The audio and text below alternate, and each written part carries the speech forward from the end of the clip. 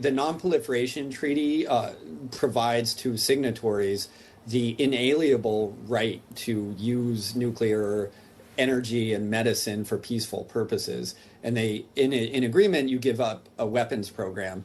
And Iran was trying and, making aims to comply with that in a difficult political situation. And they wanted a card, close to enrichment, but not full enrichment. So that's one way to look at it. It's clear that they did not have a nuclear weapon. And we want the circumstance in the world where the biggest threats in the world, which is US, China, and Russia, have thousands of weapons. And that's the nuclear war that is really the nightmare scenario that destroys the world. So I really believe it's those three parties that need to have dialogue and come together and perhaps even do enforcement. The original plans that my grandfather provided to reduce nuclear risk required those powers who had nuclear power to continue the dialogue, continue monitoring fissile material, and sometimes when it gets out of line, potentially use force. This one was the most dangerous way to do it, have a non-signatory attacking a country that had it. So that's not ideal circumstances. Yeah, that is actually quite ironic. But, for viewers who are just tuning in, the NPT and what Charles and I were just talking about, Iran threatening to pull out of the NPT, the risk of that is if it were to do so, it would mean that external monitoring would no longer be available. We would not have the West that is eyes on at all into what Iran is trying to do. Charles, when you take a look back at Iran's nuclear program, it's not that sophisticated, right? And it's been going on for quite a long time. Yet, on the civilian commercial side, they've only gotten one reactor, which is providing probably less than 1% of the power that Iran as an economy needs.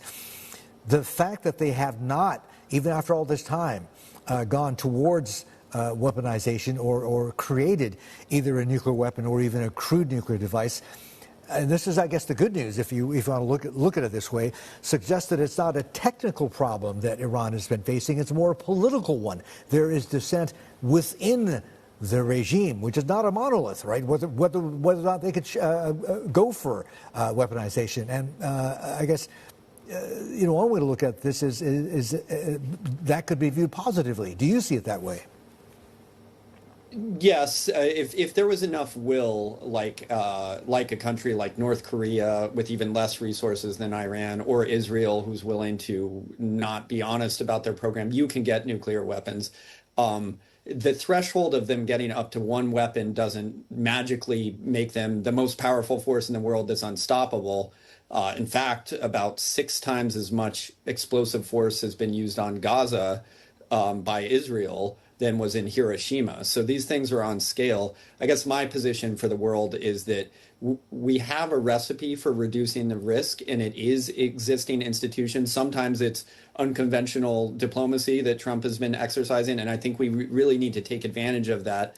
I just saw Witkoff speaking on your show. What would be the best outcome of this is that we help Iran get a civilian nuclear program and really separate the ideas of the weapon from the real amazing power that it can provide. And it's very hard to stand up a civilian nuclear program, and it does not fall hand in hand. Do not think of them as the same thing. What if we got into Iran and get them abundant, unlimited energy? That is actually a safer path than bombing and attacking each other. Okay, I would probably agree with you on that. But, the risk that this could go weaponized, what I'm thinking about, what a lot of folks are focused on is the 400 kilograms of enriched uranium, up to 60%. Where has that gone? We simply don't know. And correct me if I'm wrong, uranium enriched, and this would be 235, up to 60%. That's actually not that radioactive, right? Suggesting that, wherever it's been moved, if it hasn't been moved, it's not that easy to track. It's not going to be so easy to find out where it is.